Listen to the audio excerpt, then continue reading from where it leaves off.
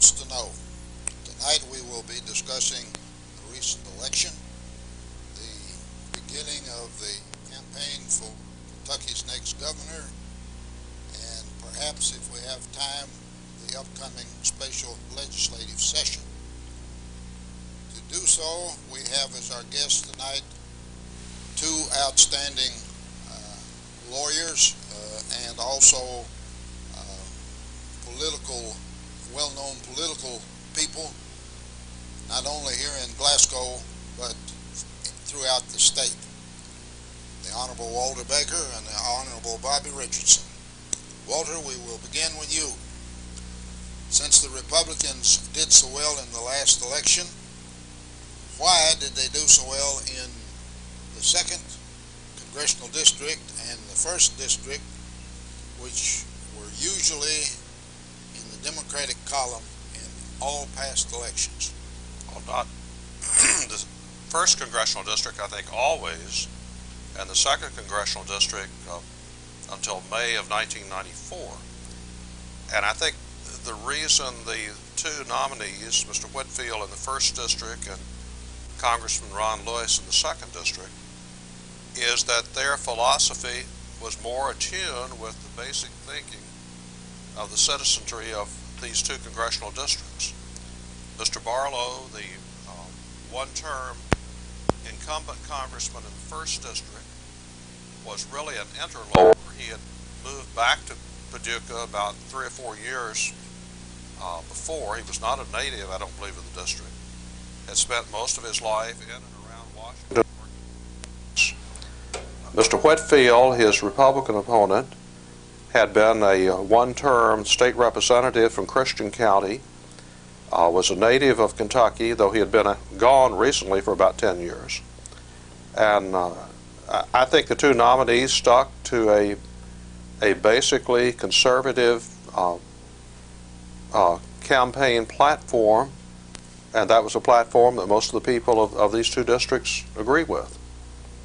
Well, speaking of platforms, do you think that the Gingrich so-called contract with America had any influence in either of those two elections? I think it had some in the background, but I don't think it was a substantial influence in either race. Speaking of the contract, do you agree or disagree with the 10 tenets? Well, as you say, there are 10 tenets. Many of them I agree with. I agree with the line item veto, constitutional amendment for the president. We have it in Kentucky. 43 states have it. And I think it would be a very helpful thing in controlling expenditures at the national level. The contract did not say that all these things will pass, but it did say that if the Republicans gain the majority in the U.S. House, they would guarantee that these 10 items would be placed on the floor for an up or down vote. Now, one of the things that I disagree with is term limits. I think 1994 showed that you can have term limits without having to constitutionally limit the term of any individual. And I think our state, as Senator McConnell has pointed out, our state would probably come out on the lesser side if we had term limits, because we're a small state, and if we send people there and keep them for a long time, we get power disproportionate to that our size of 3.7 million people might otherwise warrant. Do you agree with the tenet to pass a constitutional amendment requiring a balanced budget? I would like to see that, but I do not know yet exactly how you define the balanced budget, and that's the problem in drafting that constitutional amendment. Is are all income items, or Social Security funds, for instance, do they count toward balancing the budget, or are they off-budget items? And that's just one of many questions that will be involved in that. Bobby, your comments on the same questions? Well, Uhel, as you are well aware, and as Senator Baker's pointed out, we've seen an upheaval in this 1st and 2nd congressional district. We always call the first district the Gibraltar of democracy. It was so staunchly pro-democratic. These changes have come about, I think, for two or three reasons.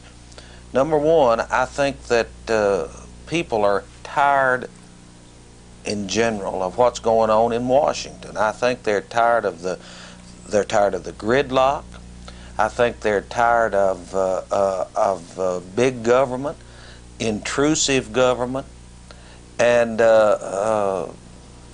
Mr. Atkinson here in the 2nd District and Barlow in the 1st District were more or less symbols of that. You can call it conservative, or you can call it whatever you wish, but I believe that people want to see a government that's less restrained. And I don't know whether it's even possible. I don't know that it's feasible to have a government that's less restrained and less intrusive. I'd like to see it too, but I also know that times have changed, that it's a more complicated time than it ever was, and as a result, we're not going to go back to that time when government just all it did was carry the mail and provide for a defense. But at least that's what we want. Whether we can get that or not is a different question altogether. I know Ed Whitfield very well. He was a Democrat back when I knew him, and he and I served together in the legislature.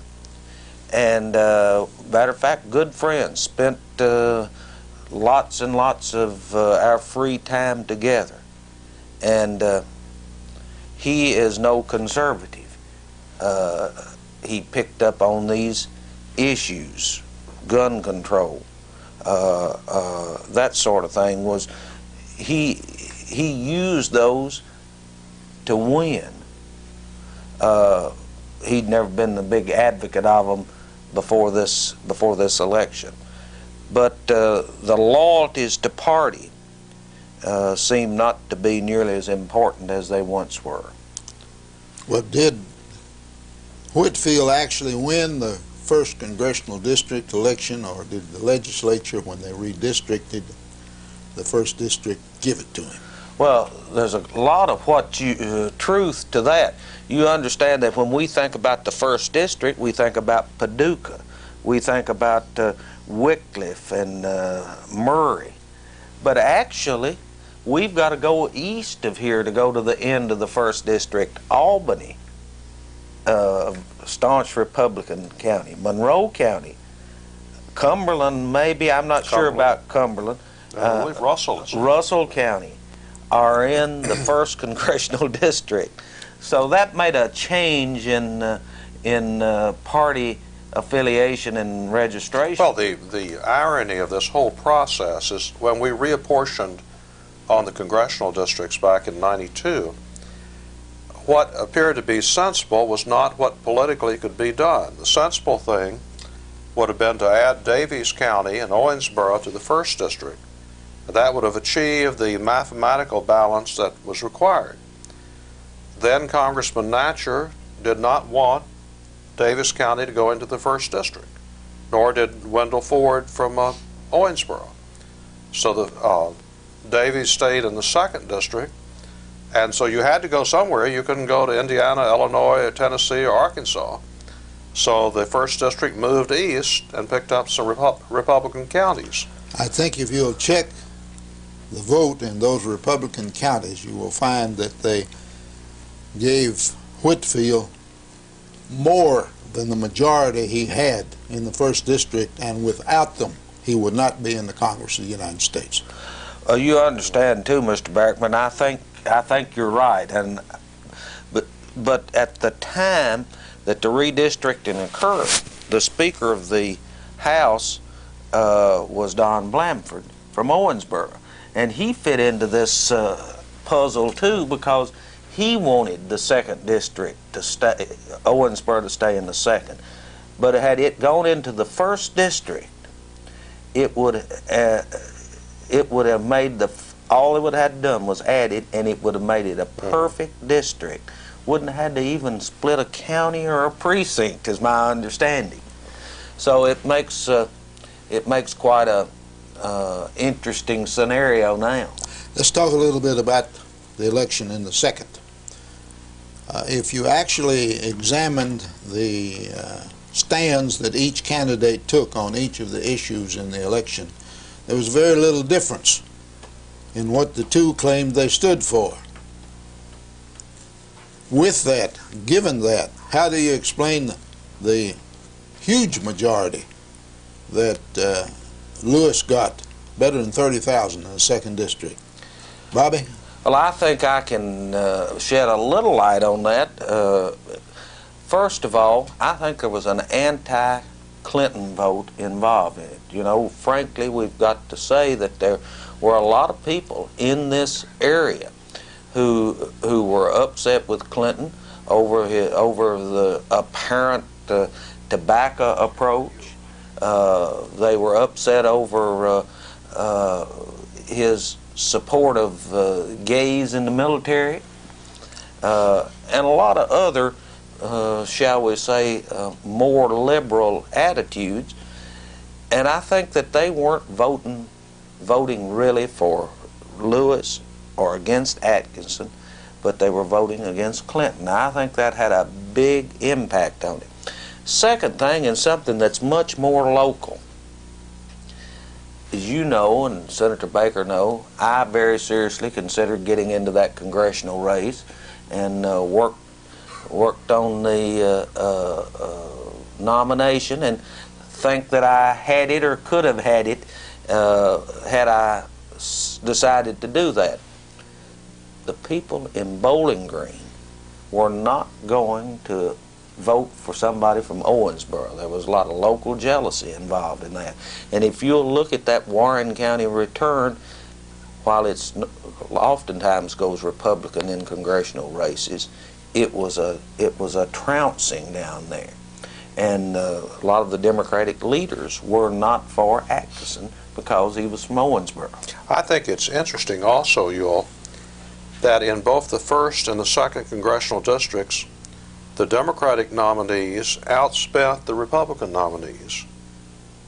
These final campaign finance reports are being filed, and we find that more money was spent on behalf of Congressman Barlow, more money was spent on behalf of Mayor Atkinson than for Congressman Lewis or for Ed Whitfield.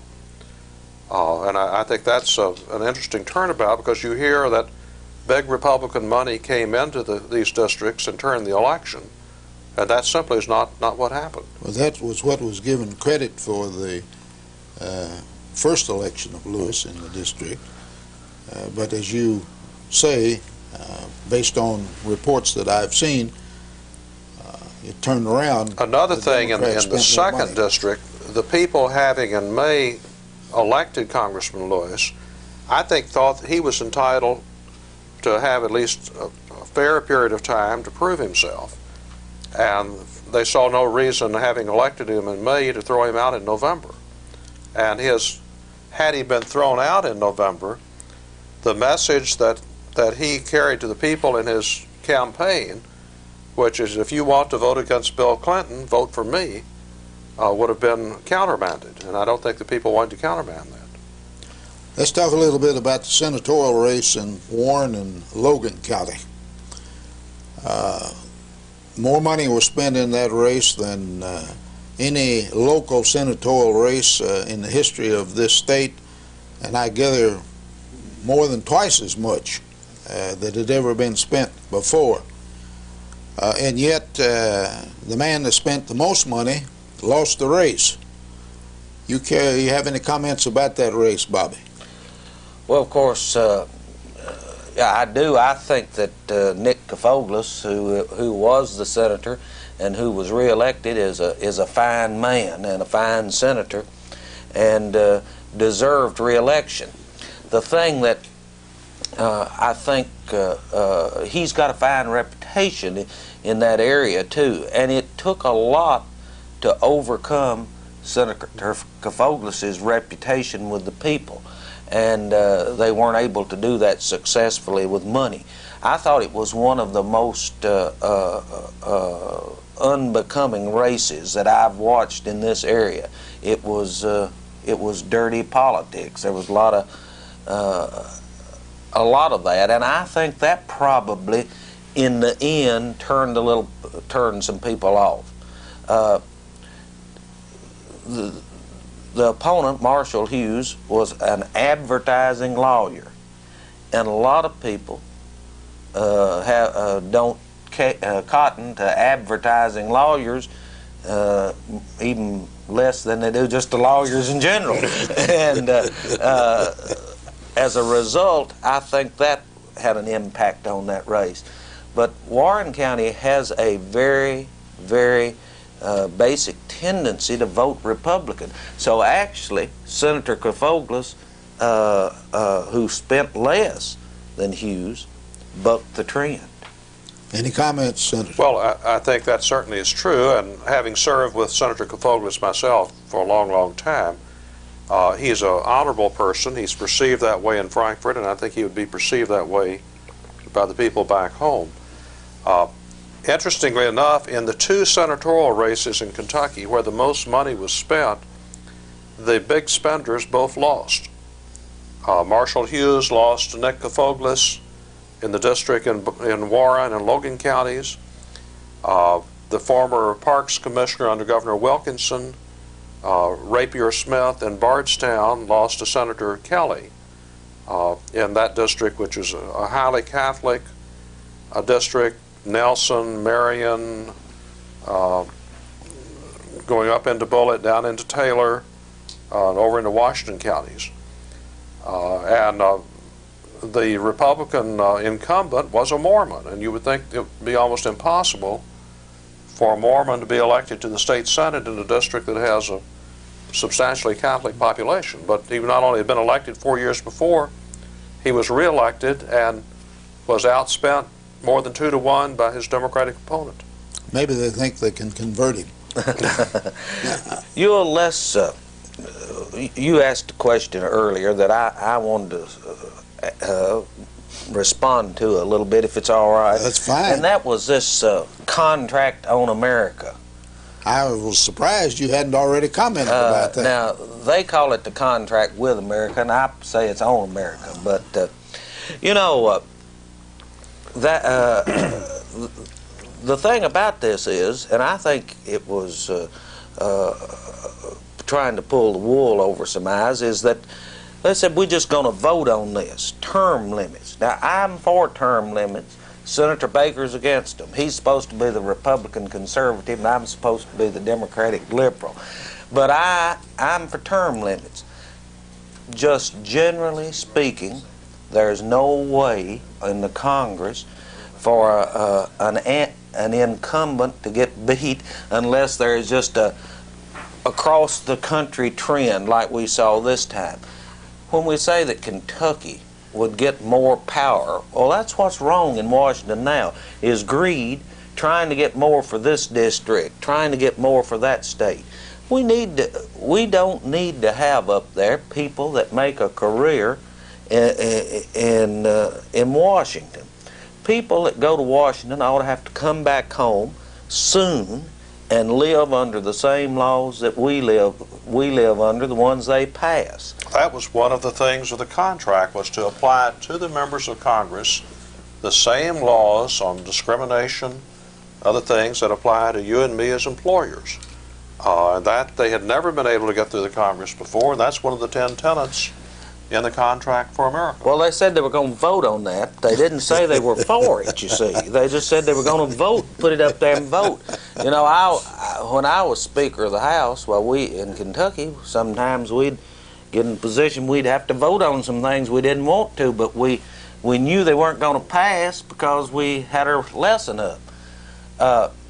This business about term limits, now see, Newt Gingrich, he's already said, well, maybe we don't need to do that. And some of those leaders in the Republican hierarchy up there said, well, now, we don't really need that anymore. We got rid of the ones we was talking about. So if it applies to me, why, there's nothing wrong with me staying 20 terms, but this fellow doesn't agree with me. There's something wrong with him staying that long. I think that ought to be, we ought to have them.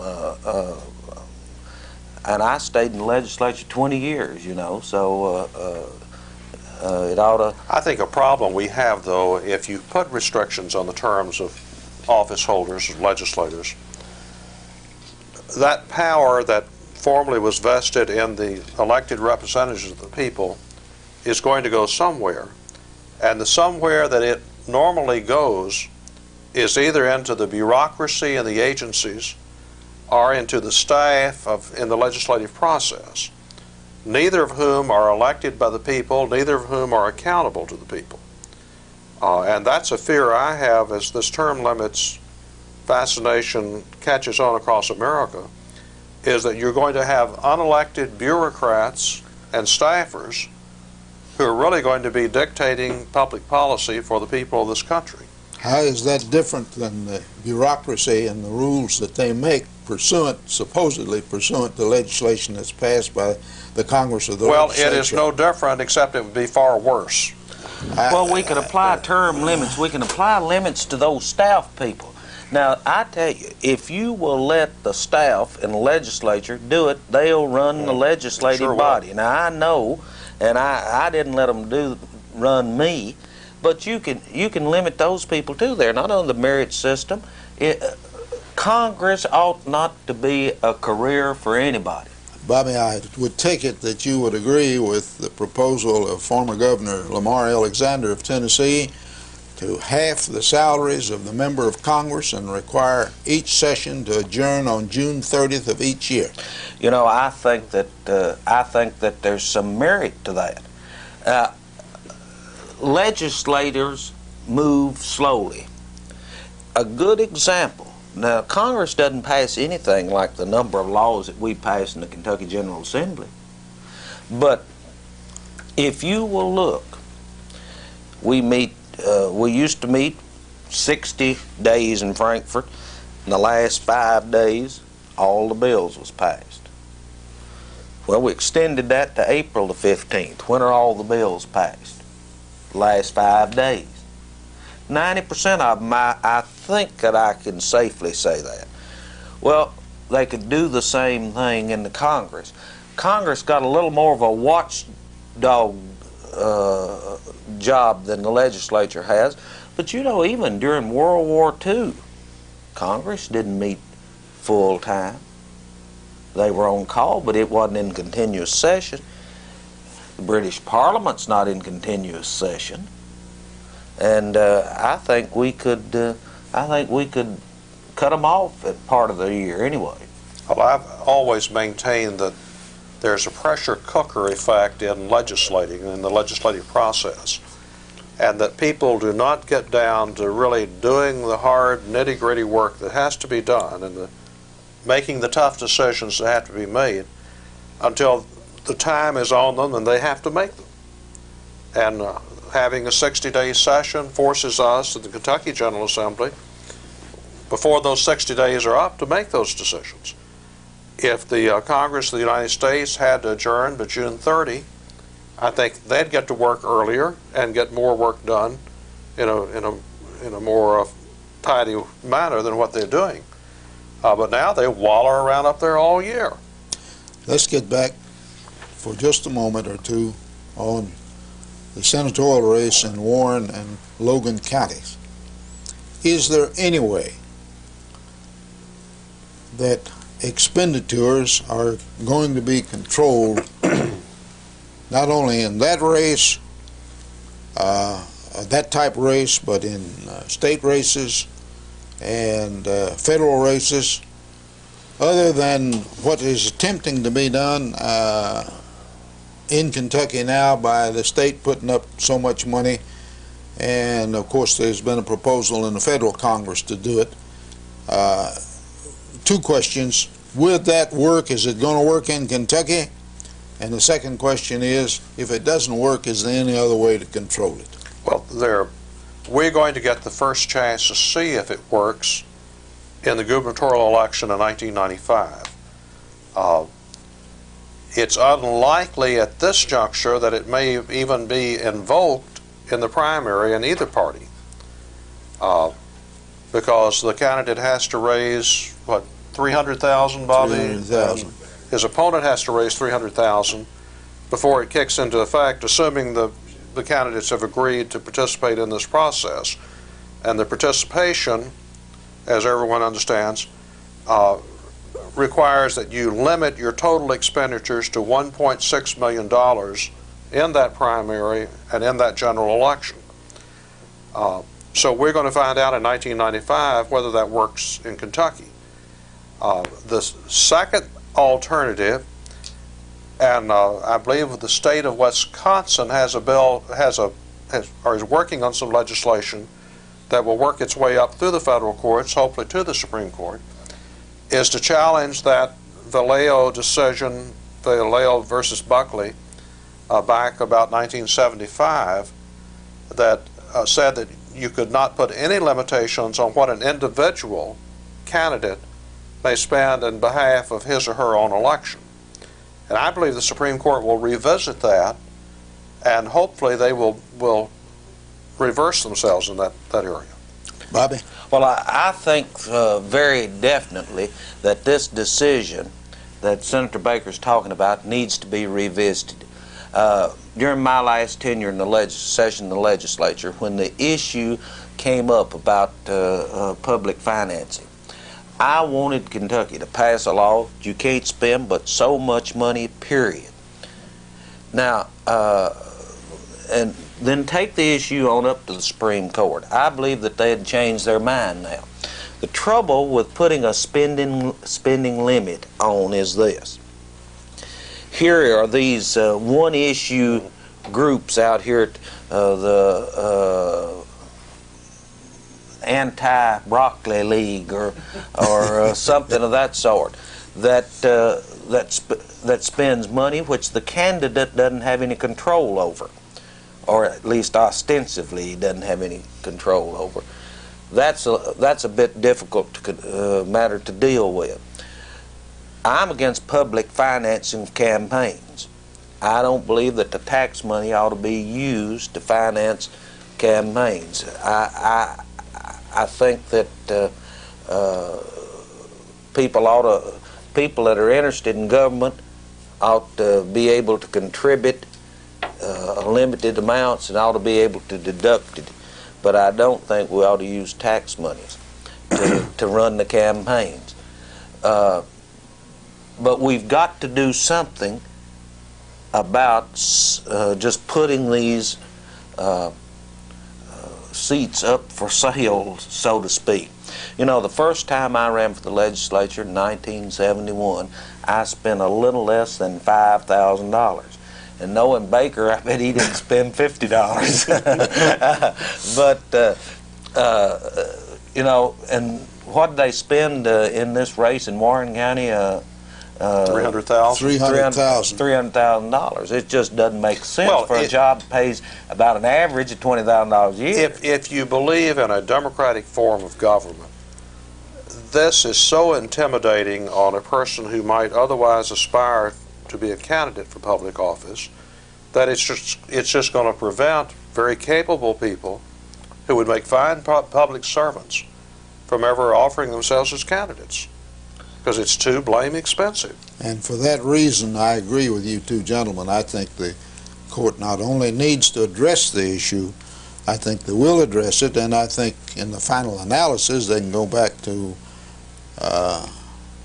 a decision that was rendered many years ago about the weighing and balancing the First Amendment against public policy and the need of the public, when Justice Holmes said that yes, the First Amendment protects the right of freedom of speech, but it does not give you a right to shout fire in a theater when there's no fire. And I think he was balancing the equities between the police power in that case and the constitutional First Amendment, and that's what they're going to have to do about this problem, because it's getting completely out of hand, and I think the average citizen is realizing it. And as you just pointed out, somebody that is not a millionaire to start with doesn't have an opportunity. Well, I see examples of it every day in the legislature and the Senate of colleagues of mine who tell me, I have raised so many thousands of dollars that I have in my campaign account, and I'm going to raise a lot more money so that when I come up again, everyone will be afraid to run against me because I'll have so much more money than they'll have. I've heard that several times. And that's no good. That's absolutely no, that's no good. And not only that, another issue that we haven't touched on, but which is a vital issue, particularly since human nature is the way it is. If somebody, some organization or an individual contributes a large sum of money to a particular candidate, if that candidate gets elected, he's going to expect something from that candidate.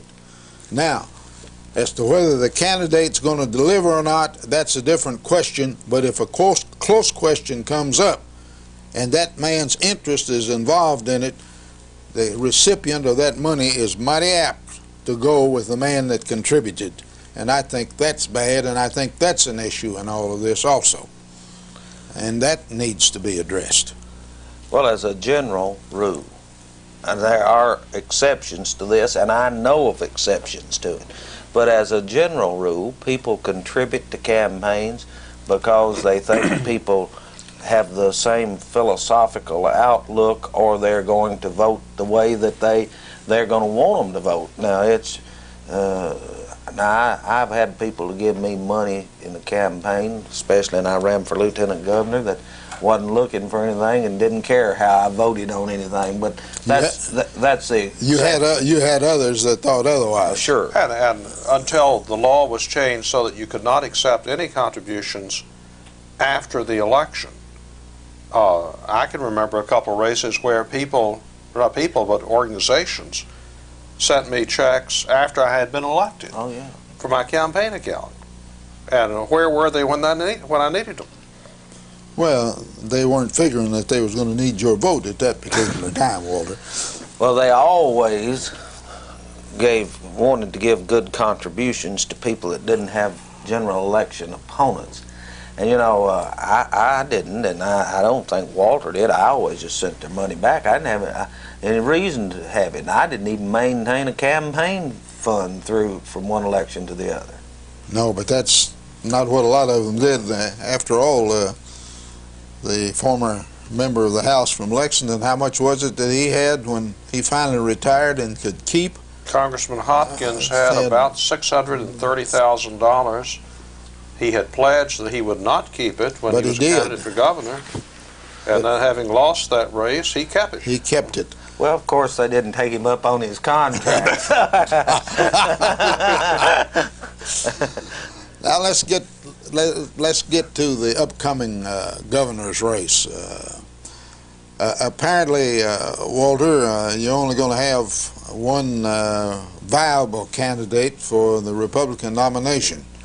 Do you agree that that's I think that seems to perception? be what the political scene is today. I think Larry Forgy of Lexington, formerly of Logan County, Lewisburg, is the only, in fact, he's the only announced Republican candidate out there running for governor, and I do not hear of anyone who's even making noises or running against him. I assume there will be a Thurman Jerome Hamblin, or a candidate of similar stature, one of the perennials who always runs and always gets about 500 to 2,000 votes.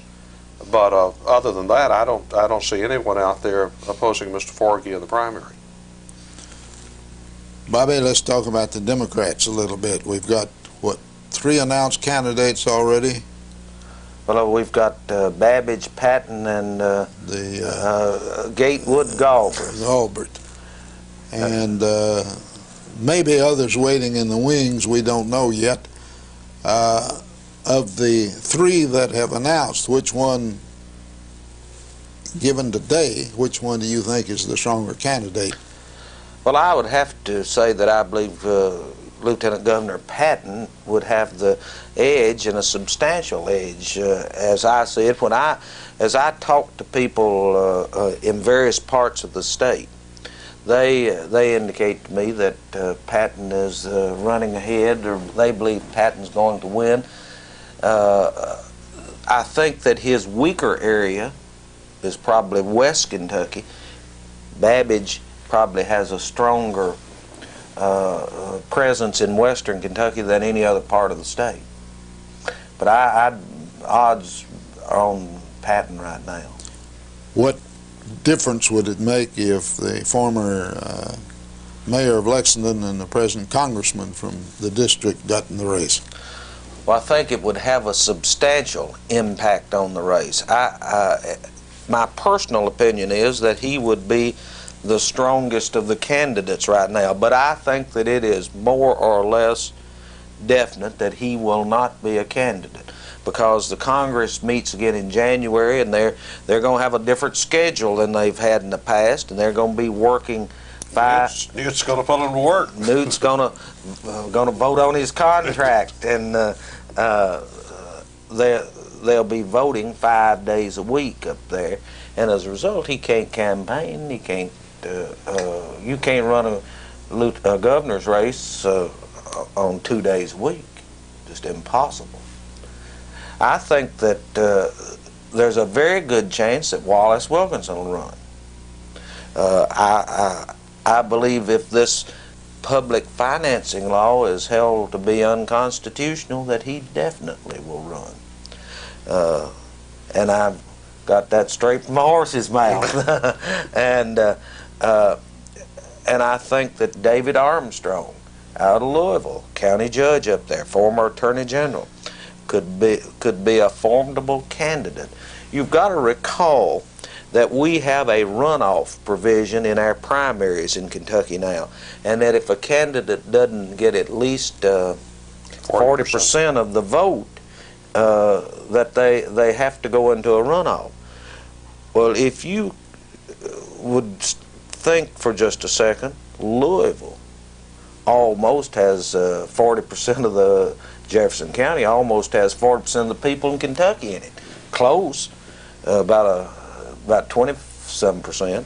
So he would be a formidable candidate, and would make that a completely different race.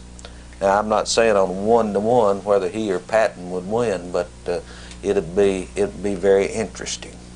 What would Wilkinson's entry into it have to do with it?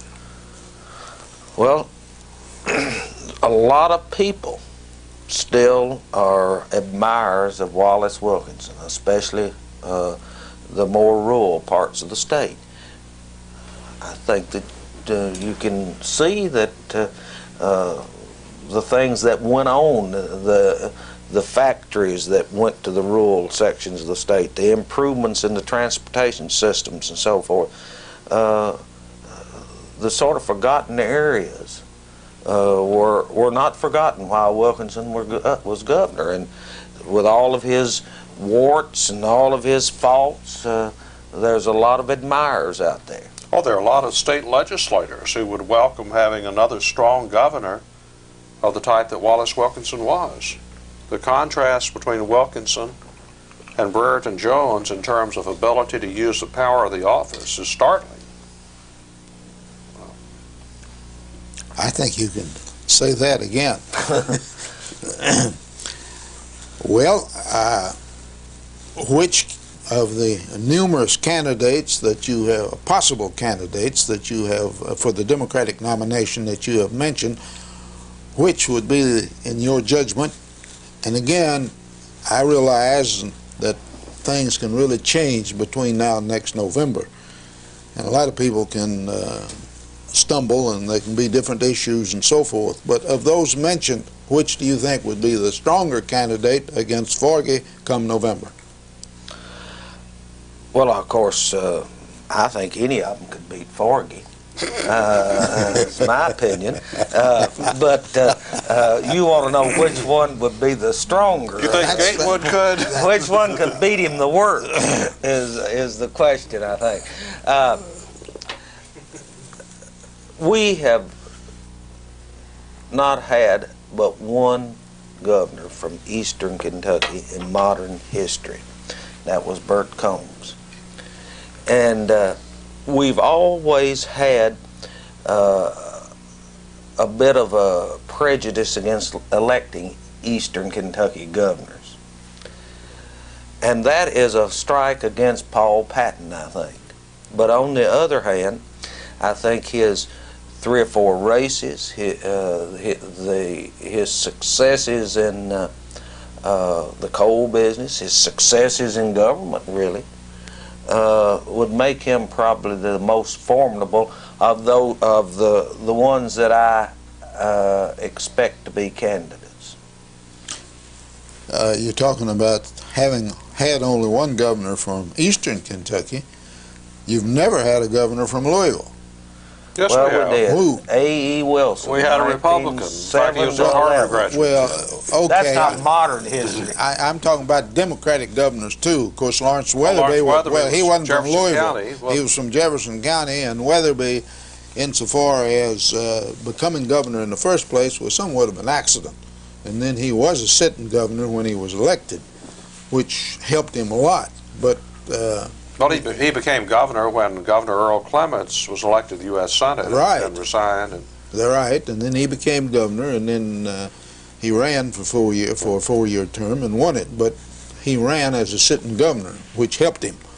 I don't think there's any doubt about that. That helped him. But I don't believe that he had any opposition in the primary other than a perennial candidate. I think that's right. That's my recollection of that race. 1951. Right. And Judge Eugene Seiler was his Republican opponent. And I remember Judge Seiler had a flatbed truck with a little red schoolhouse and an American flag on the back, coming to Adair County where I was a school child, and standing up and speaking from the back end of that truck. And he in spite of lack of financial support and anything else, he ran one of the strongest races up until Lloyd Nunn was elected governor that a Republican had run in a long time. Well, he had a wonderful gift of gab and a wonderful phraseology. He did, and he was unquestionably a man of integrity, and people recognized that. There's no doubt about that. He was a man of integrity. He lost that race by a little over 50,000 votes. Which was comparatively close for that period, Right. and so forth. Well, now, you know, it's been longer since a Republican was elected governor of Kentucky in this era than it has any other time since we've had a Republican governor. This is the longest 24 years. spell that they have had. Now you may be making Forgy a more formidable candidate than you indicated a moment ago. Well, no, I tell you, this state has a history of voting Republican in national, federal elections, and on the other hand, voting Democratic in statewide elections. And I seriously do not think that the odds are in favor of Forgy in this race. I think maybe Kentucky's changed a little bit, and there may be more Republican inclination, but I would still put the odds in favor of the Democratic candidate. Yeah, the first part of the statement you just made reminds me of a question I want to ask Senator Baker, and that is that the state has a tendency oftentimes, in particularly presidential elections, to go Republican, but in governor's elections to go Democratic. Did that have anything to do when you came up with the last amendment and changed the terms of the legislature? And did that have anything to do with not changing the governor's term and making the governor elected in even years? That was not the intent. I remember pointing out in the speech on the floor of the Senate at the time the amendment passed. This was a 1978 legislature. It was submitted and it was voted on, I guess that November, became effective in 1979. And the amendment said that state legislative races will occur in even-numbered years, the same as the congressional races. Theretofore, they had been in odd years, so every 4 years you had all of the House and half of the Senate elected at the same time as a governor. Those who ran for governor would often say, I carried you into office. When I was elected, I brought you into the House of Representatives or into the state Senate. And the intent of Speaker Kenton on the so-called Kenton Amendment was to ensure that no Kentucky legislator would be elected at the same time as a governor. The governor would be out there completely independent of the General Assembly, giving, again, the House and the Senate more independence and more power, presumably, than either had had before. Well, another thing we had in mind with that, Senator Baker, was that we wanted to get our leadership in place before the governor's election, so that the governor didn't have any impact on who the leadership was. Through the leadership, through the speaker, the majority leader, the president pro tem, so forth, you can almost control what goes on in the chamber. So without that gubernatorial impact on electing the leadership, they didn't know any loyalty to the governor, and that was a big factor. But now what may very well happen, and may very well have happened in 1994 to some extent in the state Senate races, where the Republicans are now up to 17 or 16 right now, it would be up to 17 presumably after the December 27 election in Pulaski and Whitley counties, is that national trends that come about in congressional elections are going to also be reflected in state legislative elections.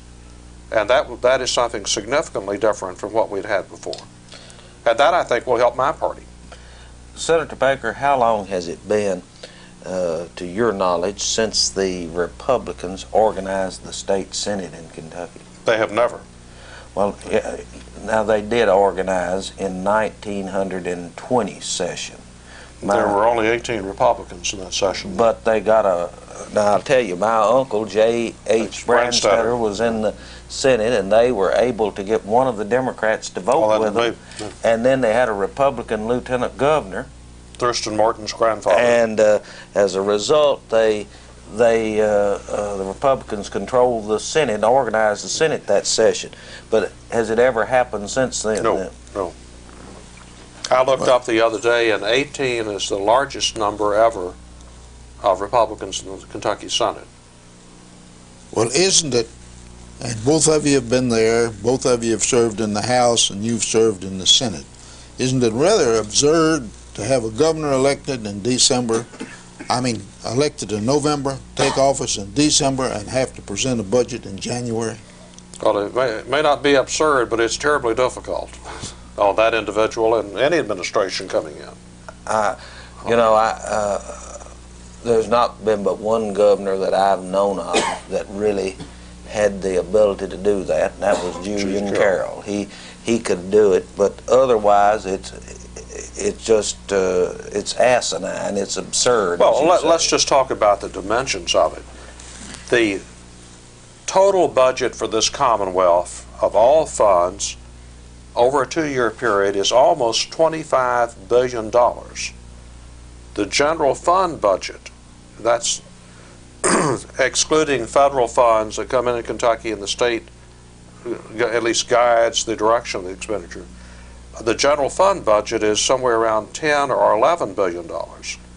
That's a lot of money to come up with a plan to spend in 30 or 40 days, and yet that's what the new governor has to do. Well, has that contributed to the state having to cut programs toward the end of a budgetary biennium?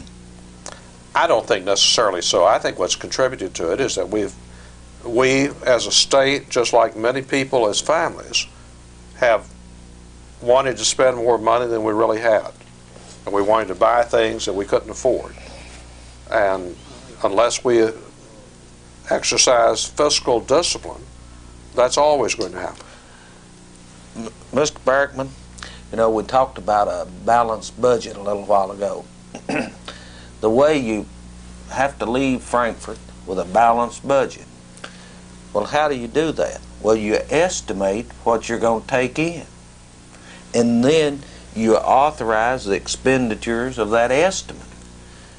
Therefore, it's pretty rather obvious to anybody that if you estimate your receipts enough, you can balance your budget.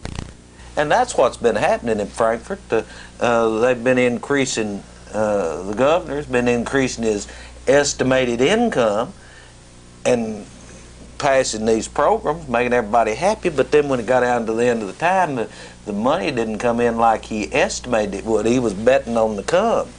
So that's one of the problems that you've had. I understand that, but again, the thing that has amazed me, the problem that you're talking about, where they overestimated the funds, only escalated within the last, as I recall, the last two governors.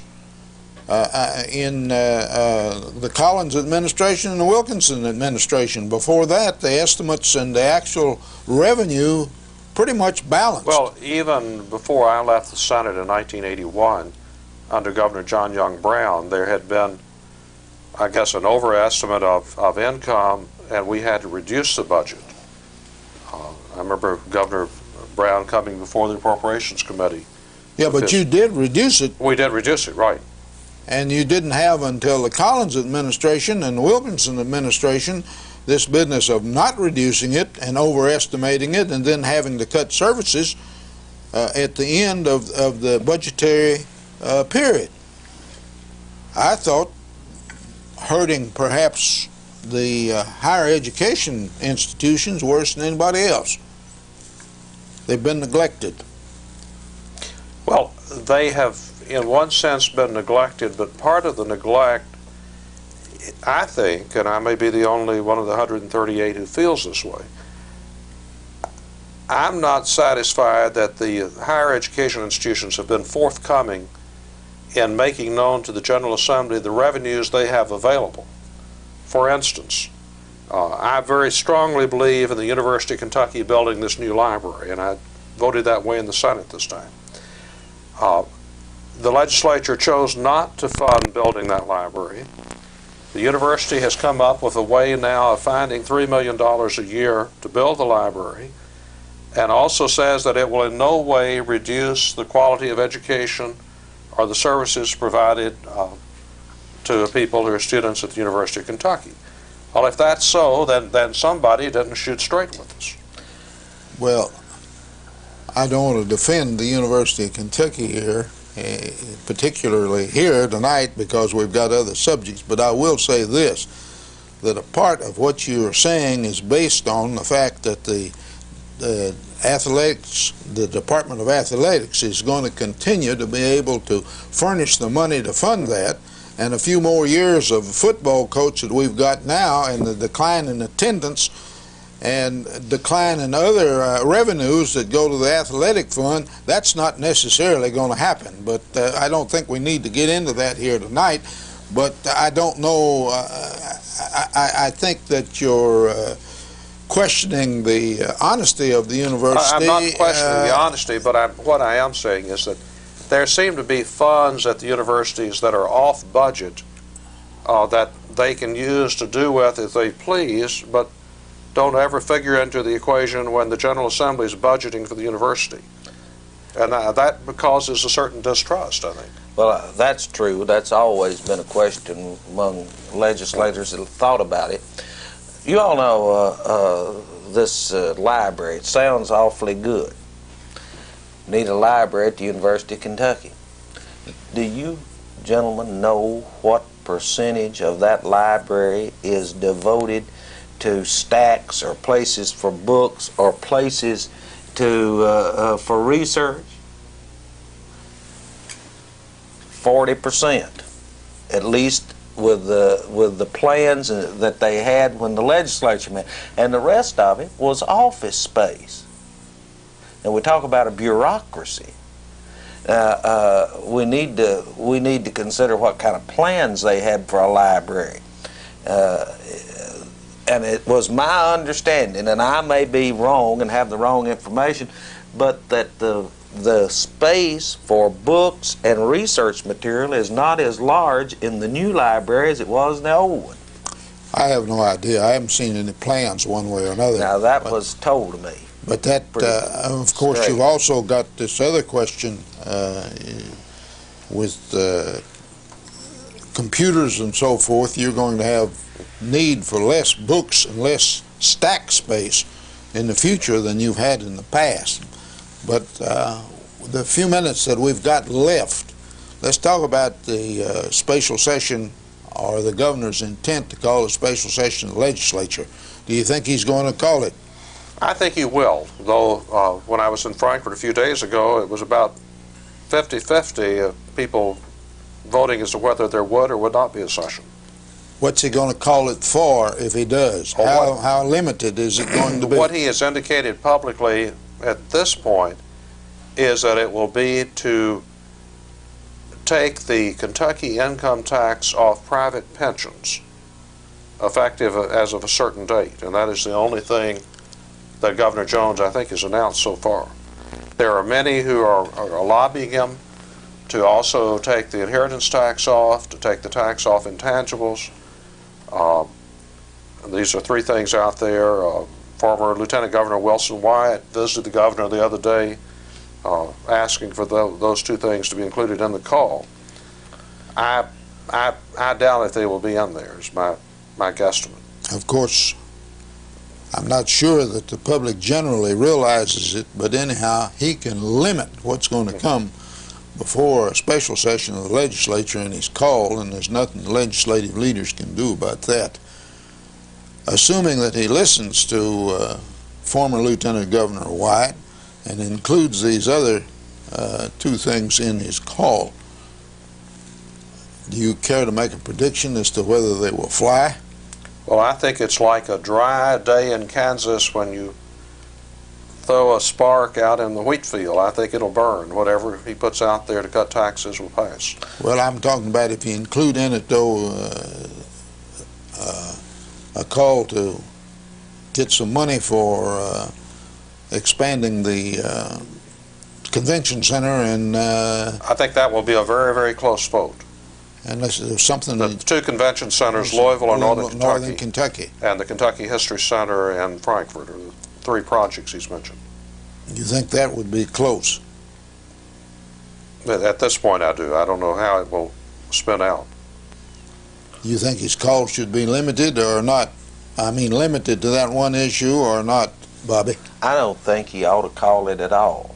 I agree with you. I do too. I agree with you.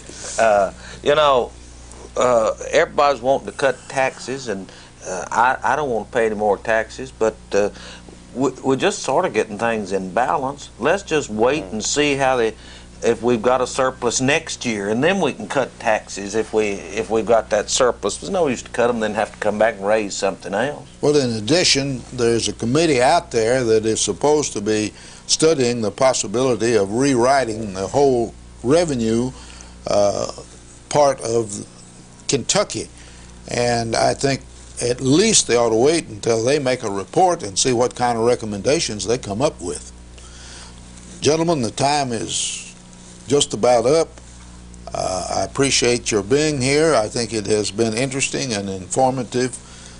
Both you gentlemen are very knowledgeable about the state's condition and what it needs and what it doesn't need, and on behalf of the station and the people of the county and the city, I thank you. And a Merry Christmas to each and to all.